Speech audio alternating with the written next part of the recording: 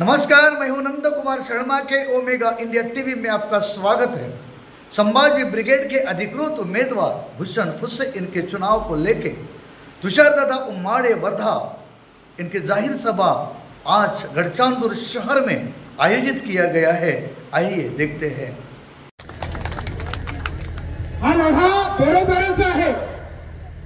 त्यावेळी जेव्हा आम्ही आंदोलन केलं होतं त्यावेळेला 4,500च्या वर परप्रांतीय लोकांनी इथून पळ ठोकला होता। परप्रांतीय कामगार इथून निघून गेले होते आणि त्याच्यानंतर आपल्या लोकांना संधी मिळाली होती। त्याकरता आम्हाला 22 केसेस अंगावर घ्याव्या लागल्या। 10 वर्ष आम्ही या केसेस भांडलो।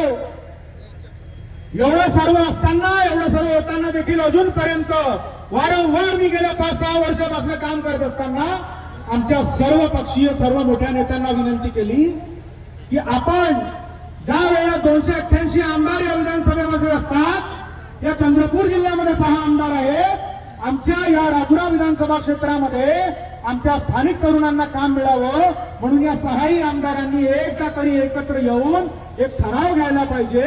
कलेक्टर ऑफिसला, जिल्हाधिकाऱ्यांना, डब्ल्यूसीएलला सगळ्यांना भाग पडायला पाहिजे की आमच्या इथल्या बेरोजगारांना रोजगार मिळाला पाहिजे। आमच्याकडे जर रोजगार उरला तर परप्रांतीयांना द्या, अन्यथा सर्वात प्रथम रोजगारावर अधिकार आमचा। हा लढा 20 वर्षापासून सुरू आहे मित्रांनो।